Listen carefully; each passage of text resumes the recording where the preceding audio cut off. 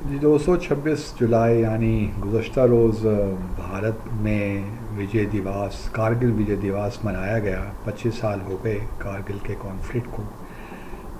اور prime minister Modi نے دراز کارگل جا کر وہاں پہ خطاب بھی کیا اور پاکستان کو دھمکیاں بھی دیں اور بہت کچھ کہا. لیکن آج میں جو بات کرنا چاہتا ہوں وہ یہ ہے کہ بھارت کے جو سابق ایک آرمی چیف ہیں جنرل NC وج، انہوں نے ایک کتاب لکھی ہے الون ان دا رنگ.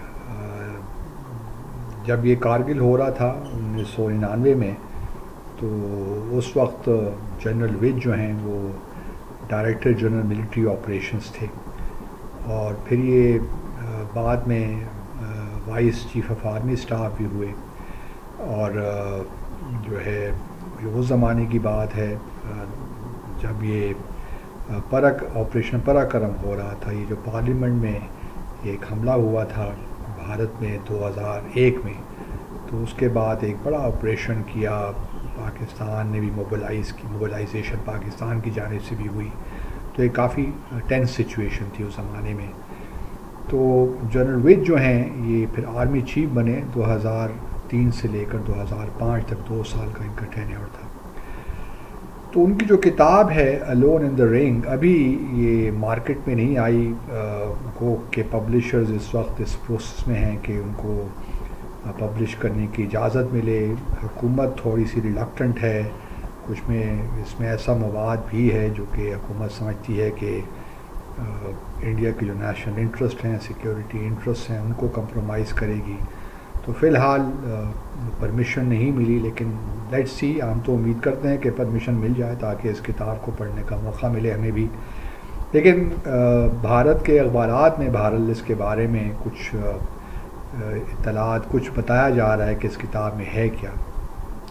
اس کتاب میں جو اصل 2-3 چیزیں ہیں، ایک تو کارگل کے حوالے سے ہے، اور کارگل میں جنرل وج بڑے واضح طریقے سے لکھ رہے ہیں، بتا رہے ہیں کہ جو فیلیور تھا، پرائمری فیلیور جو تھا وہ را کا تھا.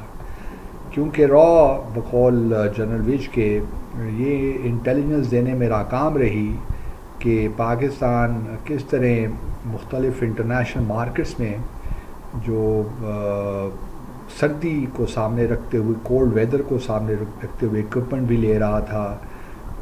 تو انٹیلیجنس اور مختلف مارکیٹ سے ساری چیزیں اکٹھی کر رہا تھا، جو کہ ایک سرد علاقے میں اگر آپ نے جنگ کرنی ہے تو اس کے لیے ضروری ہوتی ہیں. تو را کو اس میں بہت بڑا فیلئر ہوا. اگر را کو پتہ چل جاتا، را اس بارے میں مستعد ہوتی، ایکٹیو ہوتی، تو شاید اس سے ہمیں اندازہ ہو جاتا کہ پاکستان کیا پلاننگ کر رہا ہے. ایک اور بات بھی انہوں نے کہی کہ ایک یہ فیلیور بھی تھا، کیونکہ را کا بڑا ایک ان کا کنکلوژن، ان کا کہنا یہی تھا کہ پاکستان کوئی ایسا اقدام نہیں کر سکتا جس سے پاکستان اور بھارت کے درمیان ٹینشن کریٹ ہو یا ایسی سچویشن بن جائے جہاں پہ کانفلکٹ ہو. ان کا خیال تھا کہ لاہور ڈکلیریشن کے بعد شاید یہ ممکن نہیں تھا، تو اس لیے وہ ذرا کمپلیسنٹ سے ہو گئے تھے. تو انہوں نے بالکل را کو اس کا ذمہ دار قرار دیا. پرائمری جو ہے، پرائمریلی ان کا کہنا ہے کہ را جو شروع میں فیلیورز ہوئے اور جو ہزیمت کا سامنا کرنا پڑا بھارت کو، جس کے نتیجے میں 500 سے زائد فوجی ہلاک ہوئے، 1000 سے زائد زخمی ہوئے اور کافی امبیرسمنٹ ہوئی. گو کہ بعد میں صورتحال بدل گئی. پھر جب جولائی میں ہمارے وزیر اعظم چلے گئے، 4 جولائی کو واشنگٹن DC، پریزیڈنٹ کلنٹن کی جانب سے ہی پریشر آیا، تو پھر پاکستان نے وڈرا کر دی اپنی وہاں سے، جو ہمارے اپنے لوگ وہاں پہ تھے. پاکستان کو بھی ہمارے بہت سے لوگ شہید ہوئے، لیکن وہ تو ایک الگ بات ہے. لیکن جو میں بتانا چاہتا ہوں کہ جنرل وج کس طرح اس معاملے کو دیکھ رہے ہیں.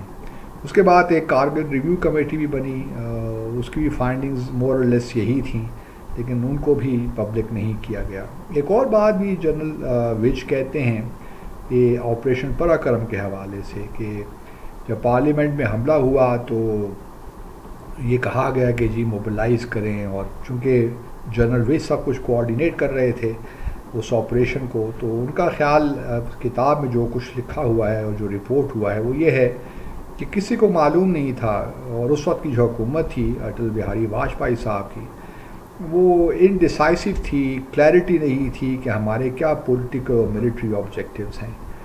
اور جب آپ اتنا بڑا آپریشن کی تیاری کرتے ہیں، اتنا زیادہ موبلائزیشن کرتے ہیں جس میں اربوں ڈالرز آپ کے چلے گئے، ضائع ہو گئے، لیکن چونکہ کوئی کلیئرٹی نہیں تھی تو اس وجہ سے یہ معاملہ اس طرح ہی رفع دفع ہو گیا۔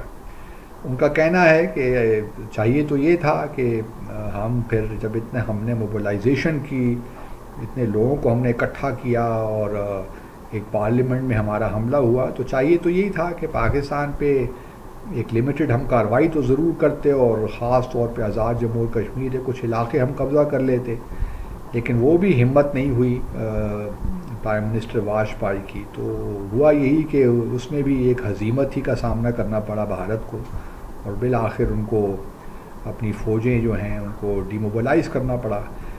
تو جنرل وچ کی جو کتاب ہے یہ انٹرسٹنگ کتاب ہوگی، کیونکہ اس میں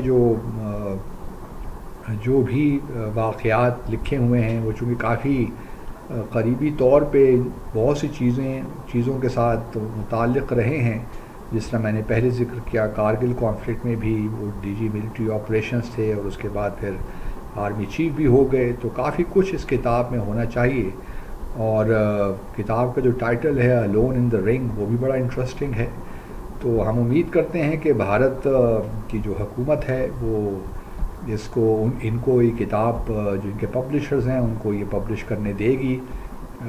ایک تاریخی وہ ٹھیک ہے، میں سمجھ سکتا ہوں اس کتاب میں آبویسلی اینٹی پاکستان بھی بہت چیزیں ہوں گی، ان کا اپنا پرسپیکٹیو بھی ہوگا، جس طرح جموں کشمیر کے معاملے میں، کارگل کے معاملے، وہ پرسپیکٹیو ٹھیک ہے، لیکن ہم امید کرتے ہیں کہ کچھ اس میں فیکٹس بھی ہوں گے، اور کچھ حقیقت پہ بھی مبنی باتیں ہوں گی، صرف پروپیگنڈا نہیں ہوگا۔ تو we are waiting for this book to come out, اور ہم اس کو پڑھیں گے اور پھر اس پہ انشاءاللہ تبصرہ بھی کریں گے۔ لیکن یہ ہے کہ جنرل وچ کا شکریہ کہ انہوں نے اپنے جو یہ کتاب ہے وہ لکھی، لیکن اب we are waiting for the Indian government to give its permission for the publication of this book. تو اپنا خیال رکھیے، اللہ حافظ۔